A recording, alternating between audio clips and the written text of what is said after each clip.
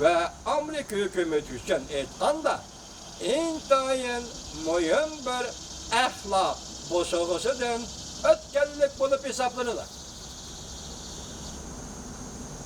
Ehtimolli agar Amerika ma'qul desa, Jungo Shangalni nima qiladi? Bostirdi. Amerika rad qildi, bostira olmadi. Şuna 8. ayının 18. günüdeki saqchilar zo'ravonlik qilmaslik ve namoyishchilarimiz zo'ravonlik qilmaslik vaziyati Shanganda o'tirib chiqdi.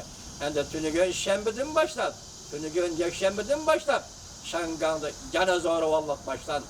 Chunki boshda aytdik, Amerika Qo'shma Shtatlarining prezidenti Tramp bilan Rais Xi Jinping o'rtasidagi munosabatlarda juda bo'ldi. Prezident Trump dedi ki, Xi Jinping düşman, aldamchi. Reis Xi Jinping dedi ki, Prezident Trump mening do'stim emas. Demak, voqea vaziyatla men mushyaga chiqdim.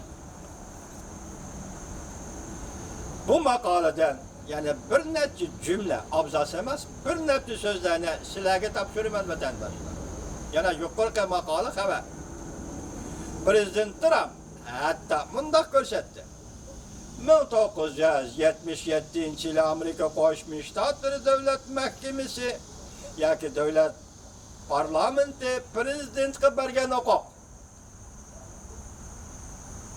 xalqaro jiddiy iqtisod huquqi qonunida berilgan huquq bo'yicha Amerika shirkatlarining Jungodan chekinishiga buyruq berish ve bu orqali Amerika Jungo savdo munosabatlarini uzun kesil uzib tashlashni o'ylashiman dedi Prezident Trump. Dikkat vatandaş, macumlik dikkat. Beijing bu qatam tashabbuskorlik bilan zarba berdi. Bu deganlik Beijing o'zi 23-yilda o'zi aldirab tinab o'tirib chiqib hech nima yo'q. Amerika Qo'shma Shtatlari Amerikadan Jungoga eksport qilingan 75 milliard dollarlik to'g'rimallarga 10%, 15%gacha boj qo'yman dedi. Demak, Xi Jinping o'zi sakrab chiqdi. Bak oltisi gap. O'zi sakrab chiqdi. Onun qarta Prezident Trump qanday zarb berdi?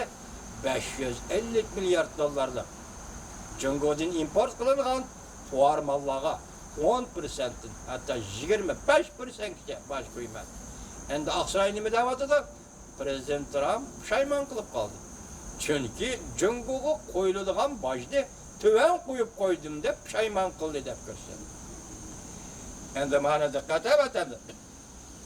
Beijing bu qatam tashabbuskorlik bilan zarb berdi. Tugidi 75 milliard dollarlik yanalar. Chunki Prezident Trump'ның kelishim shartlaridan chekinmaydiganligini ko'rib ketdi. Hozirgacha Prezident Trump ikki davlat o'rtasida tuziladigan savdo kelishimi, uning shartlari to'g'risida ikki davlat kelishgan bo'yicha yoki Prezident Trump shu shartlarni bekitgan bo'yicha shubhat qoldi. Jungo Prezident Trump'ның bu shartlardan hargiz chekinmaydiganligini ko'rib ketdi. Lekin agar Beijing bu kelishimga imzo qo'ydigan bo'lsa, diqqat vatandosh, agar Beijing bu kelishimga imzo qo'ydigan bo'lsa, Jungoda ochiqlik, yo'riqlik, oshkoralik ve qonun bilan davlat boshqarishdan iborat bir muhit, jamiyat muhiti yaraladi.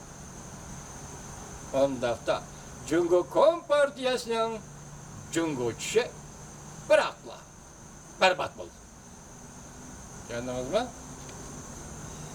Jungo taraf Prezident Trump'dan chekinmaydiganligini ko'rib ketdi. Lekin agar Beijing bu kelishimga, mesela Amerika bilan Jungo o'rtasida tuzilayotgan savdo kelishimiga imzo qo'ydigan bo'lsa, Jungoda ochiqlik, yo'riqlik, oshkoralik ve qonun bilan davlat boshqarish muhiti yaraladi. Bundaqda Cungo Kompartiyasının Cungo çişi özel keser. Berbat olur. Halbuki sizlerge söyleyeceğim kilovatkan leksiyenin korunma karakterlik özgertiş, akli mülük hukuki, şundaklı internette koyu bitiş, anda san değil kilovatkan tahtoluk oturuğu çıkmadı o. Amerika Cungo oturuş soğudu sohbeti zaten kandak sohbette oturuğu çıkmadı bu iş la. Lekin biz doğru betlerden elip sizlerge leksiye kılıp sözlep kilovatkan şu fikirlerinin ahırkı neticesi manıma yerden çıktı. Kelişim tüzülüdü. Prezident Trump kelişiminin mezmunundan vazgeçmeydi. Eğer Cungo bu kelişimge imzalı koyduğun olsa o halde Cungo'da açıklık, yorukluk, aşkarılık ve kanun bilen devlet başkuraş muhiti yaratıldı. Ondakta ne deydi? Cungo Kompartiyasının Cungo çişi özel kişi berbat bulur. Yapmanım işe deyken hürmetli vatandaş.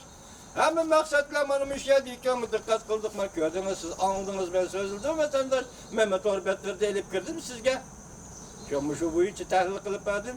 Maksat manım işe deyken bu demek bunun manisi. Çırayla kaysak Cungo demokratiyeli sen.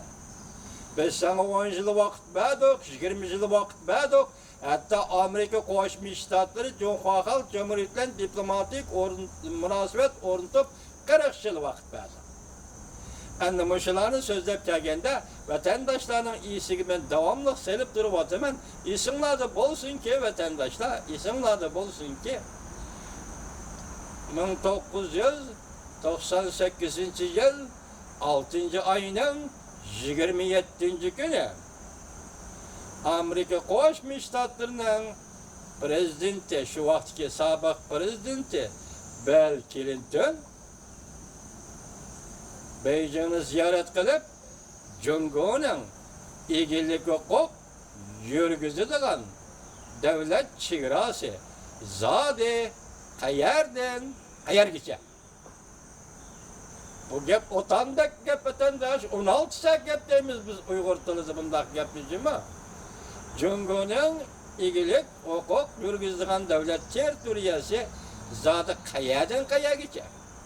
Ben silahı şirketimlik siyamda sözüldüm. Bu katım reis Xi Jinping. BDH yığınını ahırlaştırıp la. Yeştimi karıma tuttu la. Gensu ülküsü gibi adı. Don Juan yani deşt ata garını gözden geçirdi. Cayıgven de ravak çıktı. Ziyaret kıldı. Irak'a nazar taşladı. Şundan mı vatandaşım? Muşirayla ve Enver Baytur'un tarihçimiz Enver Baytur'un kitabını varakladım. Genco Uygur Halkını açtım. 9. 10. asırla Uygurlar kurgan devletler. Irak Canup'ta Karhanila devleti. Ottur'da İdikot Uygur devleti. Şerh'te Genco Uygur Halkı. Muşuların hemisi del şu 8. 9. 10. asırlarga doğru keliydiken bu yerde Genco Uygur Halkını kurgan part iken. Keyin bunu andan Xitayla bu yerde Tibet'le mi yaşagan iken hatta Tibet'le mi bir mezgil bir yerlerini egallagan iken keyin Xitayla ya Cungo'nun imperiyaları bu zimillarni besib olgan iken. Vatandaşlar mesela Xitayla hazır bu qatam reis Xi Jinpingni ziyaret kılıp ne gibi dedik? Cayıgven keldi dedik. Muşu zimillar aynı çağda Uygur'dan Genco Halkının zimilleri, Gensu ülkesi, İşki Mongol yaylakları, Muşu zimillar hemisi Uygur'un Genco Halkının dairesindeki zimillar ken. Ben bunu mesela vaziyet ciddilik ötkende ve Enver Baytur'un kitabına çıkıp sizler yani bir tahlil kılmam bu yerde çok iş var. Çok iş çıkıyor. Neymiş kalmış yani bir cümle koşup koyayım. Dalai Lama'nı hürmet kılımız, siz hürmet kılısınız. Dalai Lama'nın büyük tibet nezariyesi de Uygurların Çerçen naisi, hatta Cemisar naisi için büyük Tibet'in içi girin. Gördünüz mü? Eğer siz mi büyük Uyguristan ya ki büyük Uyguriye deseniz bu devletler, bu şiyeti Uygurlar özü devlet kurup yaşayan zımınlar bu. Bugün Reis Xi Jinping oturup çıkan Cayıgven Del şunun özü digen gap. Cayven geldi bu ya, gitip geldi bu çırak gitip geldi digen gap. Ben sizge talay katemlik siyadi şundak bir sözü sözüldüm vatandaş. Nimi sözüldüm isinizde buluşu mümkün. Amerika Koşmuş Ştatlarının prezidentleri Cungo'yu ziyaretke kelgen haman her kandığı Cungo'yu ziyaretke kelgen haman sadece seferlere çıkılır. Bunun simvollik manisi nime? Sabah Prezident Clinton aytkandak Cungo'nun igilik hukuk yürgüzgen territoriyası zadı kayadan kaya geçer. Bu prezidentlarının Cungo'nun sadece seferlere mesela Beijing'e yakın Bodavlan çok sıkı çıkıp Irak'la nazar taşlaydı. Bunun simvollik manisi nime? Cungo'nun devlet çıgrası sadece sefer.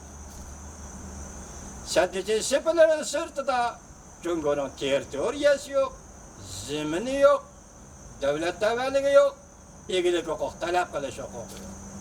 Manisi şu, ben simvollik manisini tahlil kılmadım vatandaş. Yani devamlı silahla uçuruşumuz, kim kağa yerlerini yani devamlaştırımız vatandaşlar.